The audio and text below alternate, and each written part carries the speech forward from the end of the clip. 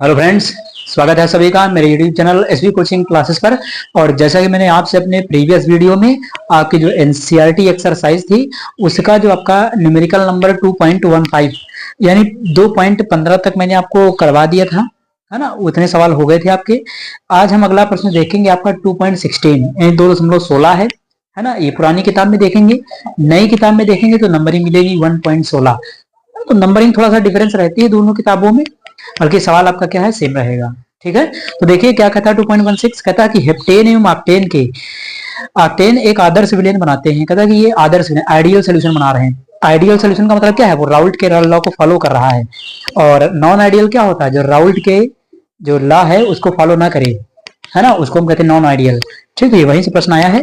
तो ideal solution है। ठीक है, 373 केल्विन पर दोनों द्रव घटकों के वाष्प दाब यानी दोनों द्रव घटक जो आपके हैं हेप्टेन ऑक्टेन, ये एल्केन है दोनों, हेप्टेन ऑक्टेन। और एल्केन का आपका सामान्य पूर्ण फार्मूला आपको पता है, आपने पढ़ा होगा फर्स्ट ईयर क्लास में, 11th क्लास में आपने पढ़ा होगा। एल्केन का सामान्य सूत्र जनरल फार्मूला CnH2n+2। ठीक, तो फार्मूला भी आप बना सकते हैं उससे। ठीक, ये आपको पता हो मेथेन कितना होता है, 1 carbon, ethane 2 carbon, propane 3 carbon, butane 4 carbon, pentane 5 carbon, hexane 6 carbon, heptane आपका 7 कार्बन, ऑक्टेन आपका 8 कार्बन, है ना। इसी तरीके से तो ये आपको पता होगा, बस फार्मूले में रखिए एन की वैल्यू, फार्मूला खराब से बन जाएगा। ठीक, आगे देखिए। तो कहता कि वाष्प दाब क्रमशः 105.2 किलो पास्कल तथा 46.8 किलो पास्कल है। 26 ग्राम ऑक्टेन एवं 35 ग्राम ऑक्टेन, 26 ग्राम हेप्टेन एवं 35 ग्राम ऑक्टेन के मिश्रण का वाष्प दाब क्या होगा। तो देखिए इनका भार दे दिया है, इनकी मात्रा दे दी गई है ना। विलयन कैसा है, आइडियल सोल्यूशन, सोल्यूशन आइडियल है। तो आइडियल सोल्यूशन के राउल्ट का नियम क्या था, अब याद करिए। कुल वाष्प दाब निकालने का राउल्ट का मैंने फार्मूला आपको पढ़ाया था, Pt बराबर P0A XA plus P0B XB, है ना। देखिए ध्यान से, ये मैंने आपको बताया था कुल वाष्प दाब निकालने का, ये P0A और ये XA, ये B हो जाएगा और ये XB, है ना। तो ये एक्स, देखिए एक्स मैं कह देता हूँ, कहीं नहीं काई कहेंगे, कहीं कहीं जीटा कहते हैं इसको, है ना। ये जो एक्स के जैसा सिंबल बनता है आप इसको जीटा कहिए, काई कहिए, एक्स कहिए, कहने में तो चलेगा, कोई दिक्कत नहीं, लेकिन स्पेशल नाम इसका काई या जीटा है। ठीक, तो ये वाला फॉर्मूला है। अब इसके हिसाब से उसने आपको सवाल में क्या दिया, ऑक्टेन, ऑक्टेन दिया, हेप्टेन दिया। तो फॉर्मूला देखें, अगर इनका निकालना हो तो ऑक्टेन, ऑक्टेन हेप्टेन के लिए क्या बनेगा, देखिए P0 किसका रखेंगे, है ना। यहाँ पर कौन हो जाएगा, ऑक्टेन। ऑक्टेन कौन है, ऑक्टेन का मतलब कार्बन 8 है, कार्बन 8 है। तो फार्मूला बनाइए एल्केन का जरा। 8 कार्बन से देखिए क्या होता था, CnH2n+2। n का मान यहाँ से कितना है, n का मान है 8, 8 कार्बन उसने दिए आपको। तो यहाँ C8, ये 2 और ये 8 और ये 2, है ना, कर दीजिए। तो ये हो जाएगा C8 और 8 दूनी 16, 2 18, ये ऑक्टेन हो गया। हेप्टेन, हेप्टेन का मतलब कितने कार्बन, 7 कार्बन, है ना। तो n का मान कितना होगा, 7, किसके लिए, हेप्टेन के लिए, है ना। ये किसके लिए है, ये आपका हेप्टेन के लिए है। ठीक, तो यहाँ पर पुट करिए तो क्या होगा, देखिए भाई CnH2n+2, तो C7 है, इस बार n का मान कितना 7 है, ये 2 और ये 7, ये +2। तो देखिए फॉर्मूला बन जाएगा C7 7 14 2 16। ये देखिए, तो हेप्टेन बना दिया, ये हेप्टेन का फॉर्मूला है, हेप्टेन आ गया आपका हेप्टेन। ठीक, ये क्या है, ये आपका ऑक्टेन। ठीक है, तो ये फार्मूला तो आप एल्केन वाले फार्मूले से बना सकते हैं, कोई दिक्कत नहीं। आपने क्लास 11th में पढ़ा है, फार्मूला नहीं भी दिया जाए सवाल में तो कोई दिक्कत नहीं, ये तो आसान फार्मूले ये बना सकते हैं। कुछ फार्मूले याद भी रखिए ताकि ये सब करना ना पड़े, थोड़ा सा काम कम पड़े, है ना। तो इस तरीके से हम फार्मूला बना सकते हैं। तो दोनों का फार्मूला पता चल गया। अब ये देखिए यहाँ पर रखना है तो हम क्या रखें, दोनों का फार्मूला रख दीजिए। अब हेप्टेन ऑक्टेन है, दोनों रख दीजिए। तो हेप्टेन देखिए, हेप्टेन कितना 7 वाला है, तो C7H16, यानी जितना कार्बन उसके दोगुना से 2 हाइड्रोजन ज्यादा, 7 दूनी 14 + 2 16, ऐसे मुझे याद है, आपको भी पता होना चाहिए। ये देखिए रख दिया। अब यहाँ पर किसका होगा, हेप्टेन, तो ये देखिए। ठीक, फिर इधर आइए, यहाँ पर किसका रखना है, तो दूसरे वाले का ऑक्टेन है, तो C8H18। ठीक, ये C8 और H18, ये देखिए। तो इसके हिसाब से ये फार्मूला, अब इस फार्मूले के हिसाब से मुझे जो दिया गया था उसके हिसाब से मैंने बना लिया। अब यहाँ पर देखिए ध्यान से, इसको आपको क्या क्या आवश्यकता पड़ेगी। आपको शुद्ध अवस्था में हेप्टेन का वाष्प दाब चाहिए, ठीक, उसका मोल अंश या मोल प्रभाज, मोल फ्रैक्शन, देखिए मोल, ये किसका सिंबल है, ये मोल फ्रैक्शन का है, तो उसका मोल फ्रैक्शन कहाँ से आएगा, तो मोल फ्रैक्शन तभी आ सकता है जब मोल पता हो, और मोल कहाँ से आएंगे, जब आपको भार बटे अनुभार पता हो। तो भार तो सवाल में दिया है दोनों का, लेकिन अनुभार नहीं दिया, तो अनुभार निकाल लेंगे उनके फार्मूले से।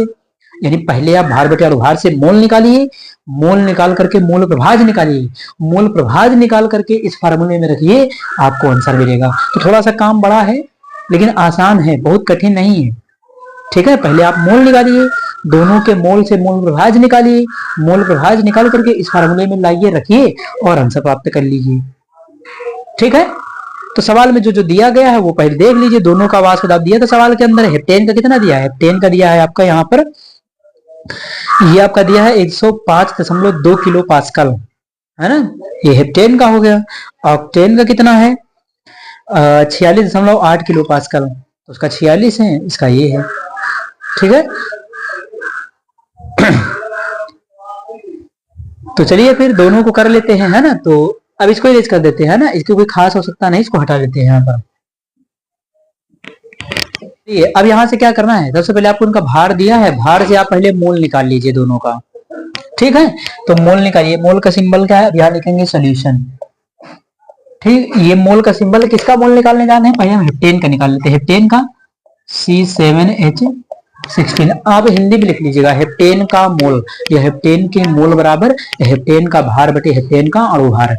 मैं इंग्लिश में थोड़ा शॉर्टकट लिख दूं, हिंदी लिखने की बहुत ज्यादा आवश्यकता नहीं, सिंबल आपको पता है तो थोड़ा हिंदी कम की जा सकती है। ठीक, तो देखिए ये मोल का सिंबल है N, और ये किसका, हेप्टेन का, तो हेप्टेन के मोल आप हिंदी में लिख लीजिए। ठीक, तो क्या होगा, हेप्टेन का भार है, हेप्टेन का भार सवाल में देखिए हेप्टेन का भार कितना दिया गया, ध्यान से पढ़िए।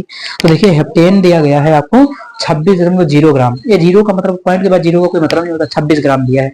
ठीक, तो कितना दिया है 26, इसका अणु भार कितना होगा, तो अणु भार कार्बन कितना होता है 12, एक कार्बन का 12, कितने कार्बन है 7, 12 सते 84, 12 सते 84 होगा, तो 84 ये हो गया, और 84 16 है ना, 84 16 कितना हो जाएगा, तो ये 84 16 हो जाएगा, पूरा 100 आपका। ठीक, तो रख दीजिए यहाँ पर। अब इसको देखिए भाग कर लेंगे तो ये कितना हो जाएगा, ये हो जाएगा 0.26, तो ये हो गया आपका 0.26। आप भाग करके देख लीजिएगा। इसी तरीके से मोल किसका निकाल लें, दूसरे वाले का, हेप्टेन, है ना, 16 तो 18। ठीक, ये सभी बता चुके पीछे, इसमें कोई दिक्कत तो है नहीं, फार्मूले तो आपको आने चाहिए। एल्केन का CnH2n+2 से निकाला है, ये वहां से रख दिया।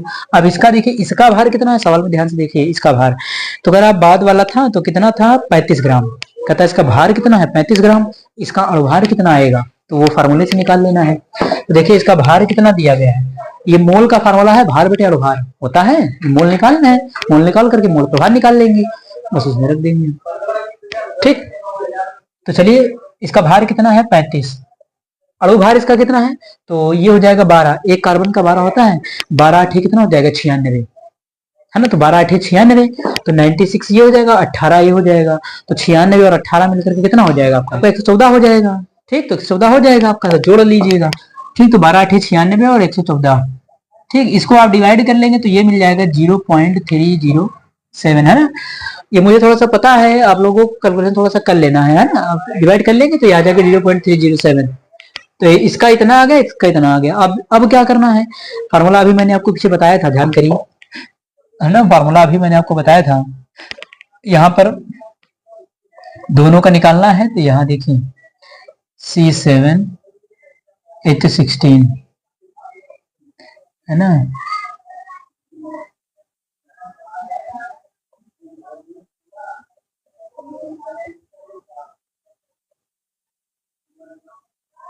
और इसके साथ, है ना, ये मैंने उसके हिसाब से फार्मूला बना दिया है ना, आप किसी भी तरीके से कर सकते हो, कोई दिक्कत नहीं। तो ये देखिए मैंने फार्मूला बना दिया बिल्कुल उसी के जैसे जैसे सवाल में जो दिया गया है, ठीक, उसी तरीके से लिख दिया। अब यहाँ पर देखिए क्या करना है, अब मोल निकाल लीजिए, देखिए मोल आ गए, दोनों के मोल आ गए। देखिए यहाँ क्या रखना है, दोनों का मोल अंश, और ये आपको सवाल में दिया ही, उसने वाष्प दाब आपको दिया ही है दोनों का। ठीक, तो ये मोल अंश अब ये निकालना पड़ेगा आपको, चलिए कर लीजिए इसको। तो पहले हम इसी का निकाल लेते हैं, C7H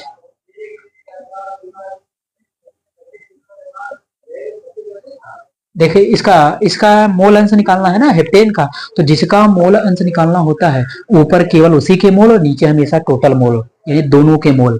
नीचे हमेशा दोनों के मोल रहते हैं, दो हो या दो से ज्यादा हो कोई बात नहीं, नीचे हमेशा टोटल रहेगा, ऊपर हमेशा जिसका निकालना हो केवल उसका। और क्या रहेगा तो मोल, किसका मोल निकालना है हेप्टेन का, तो ऊपर केवल हेप्टेन के मोल रहेंगे, नीचे दोनों का योग रहेगा हेप्टेन ऑक्टेन। ठीक, तो चलिए, तो यहाँ पर किसका मोल करना है, यहाँ पर केवल आपको इसका करना है। तो देखिए ये सब हिंदी में आप लिख सकते हैं कहानी कि हेप्टेन के मोल अपॉन में हेप्टेन के मोल प्लस ऑक्टेन के मोल, हिंदी में लिखिए, बहुत बड़ा बड़ा पूरा 1 2 3 पन्ने में लगाइए सवाल। ठीक, तो यहाँ कितना हो जाएगा C7H16, और ये क्या करना है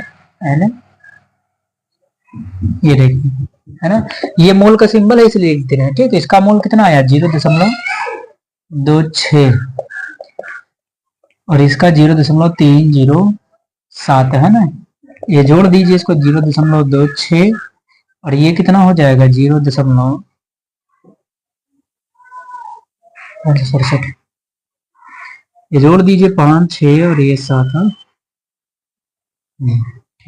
तो यहाँ देखिए अब इसको पॉइंट बराबर कर लीजिए, ये पॉइंट बराबर करके इसको यहाँ से हटा दीजिए, इसको डिवाइड कर लीजिए, तो ये कितना, तो ये आ गया 0.458 है ना, इधर का पार्ट हो गया। देखिए इसका क्या निकाल लिया, ये मोल अंश आ गया इसका, अब दोनों का मोल अंश किसके बराबर होता है 1 के बराबर होता है, तो 1 से माइनस करके दूसरे का मोल अंश निकाल लेंगे। तो देखिएगा ये फार्मूला इधर है ना, ये मैंने आपको बताया था कि यहाँ से कितना हो जाएगा, देखिए ये है आपका 0. इसका C67 है H16 और ये हो जाएगा C8H18 बराबर 1 होता है। इसका मोल अंश कितना है, ये 0.458, इधर माइनस कर देंगे तो ये हो जाएगा किसका, इसका हो जाएगा C8H18। 1 माइनस कितना आया इसका 0.458 है ना, तो ये कितना हो जाएगा 542, ये हो जाएगा है ना।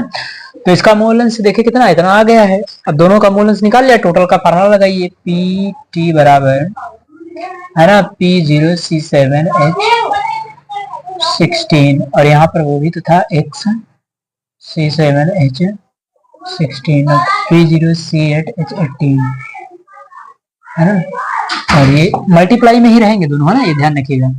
और यहाँ इसका क्या रहेगा C8H18 है ना, ये मोल अंश लिखिए, दोनों का वैल्यू रखिए यहाँ पर, आंसर मिल जाएगा आपको। तो ये देखिए कितना है, वाष्प दाब आपके सवाल में देखिए दिया गया था, तो इसका वाष्प दाब कितना था, देखिए सवाल में दिया है आपको 105.2। ठीक, तो इसका कितना 105.2, ये मोल अंश कितना आया है तो 0.458 प्लस इसका वाष्प दाब कितना 46.8, तो 46.8 और इसका मोल अंश कितना 0.542। ठीक है, 0.542। अब ये गुणा भाग करना है, इसको आप करेंगे तो ये कितना हो जाएगा 48.18,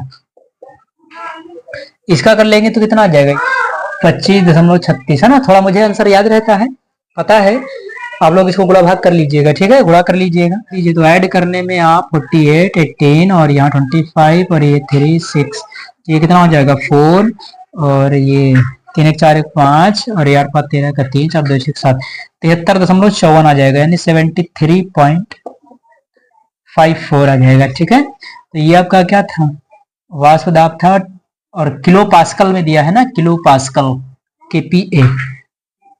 ठीक, तो इस प्रकार से आंसर क्या हो जाएगा फाइंड हो जाएगा। देखिए 73 आ गया है, हो सकता है कि बुक में आपको थोड़ा बहुत पॉइंट के बाद थोड़ा संख्याओं में अंतर डिफरेंस रहता है, तो उससे कोई टेंशन नहीं, पॉइंट के पहले का समान हो है ना, पॉइंट के बाद अगर 1 2 डिजिट का अंतर भी है तो कोई दिक्कत नहीं, चलेगा आंसर। ठीक है, तो इस प्रकार से इस सवाल का कैलकुलेशन ऐसे किया जाएगा। यहाँ पर थोड़ा सा कैलकुलेट करना था, वैसे आपको गुणा करके दोनों को मल्टीप्लाई करके जोड़ देना, जोड़ करके सीधे आपका आंसर मिल जाएगा।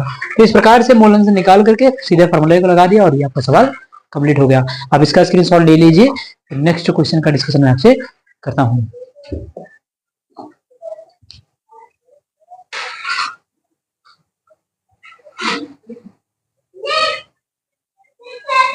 तो चलिए अब नेक्स्ट क्वेश्चन को देखिएगा, ये आपका क्वेश्चन नंबर 2.17 है। कहता है कि 300 केल्विन पर जल का वाष्प दाब 12.3 किलो पास्कल है। कहता है कि इसमें बने अवाष्पशील विलय के एक मोलल विलयन का वाष्प दाब ज्ञात कीजिए।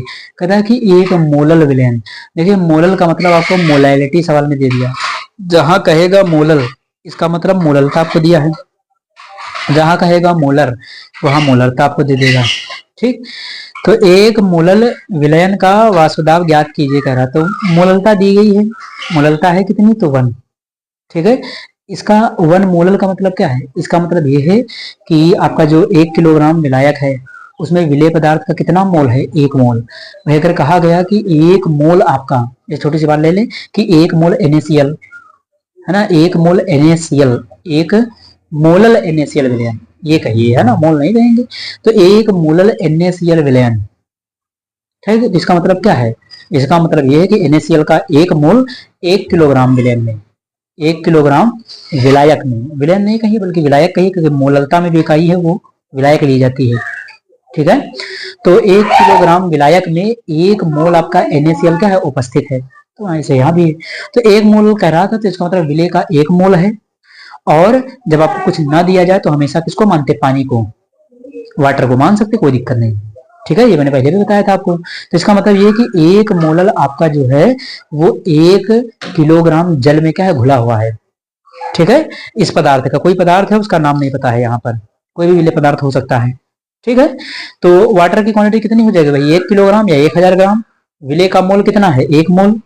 तो चलिए कर देते हैं। और यहाँ पर है क्या, वाष्प दाब आपको दिया है जल का, तो जल का वाष्प दाब यानी शुद्ध वाष्प दाब उसका दिया है P0 है ना, तो P0 कितना दिया है, तो ये दिया है 12.3 है ना किलो पास्कल। ये दिया है आपको, विलेय का मोल दिया है ना, तो ये हो गया विलेय, विलेय का कितना मोल है, 1 मोल। ये मोल का सिंबल है, ये विलेय लिखा, तो विलेय का मोल कितना, 1 मोल। आपको विलायक का मोल अगर निकालना हो तो निकाल सकते हैं, कोई दिक्कत नहीं है ना। तो विलायक का मोल कैसे निकलेगा, विलायक का मोल विलायक का भार बटे विलायक का भार। तो विलायक का भार, विलायक है कौन, पानी, जल है ना, इसने कहा भी था जल का वाष्प दाब ही दिया तो जल ही कंसीडर कर लेंगे। तो पानी है, तो पानी का आपका जो भार है वो कितना है, कह रहा कि 1 किलोग्राम, 1 मोल का मतलब 1 किलोग्राम, यानी पानी का भार कितना है, 1 किलोग्राम। पानी का भार कितना है, 18।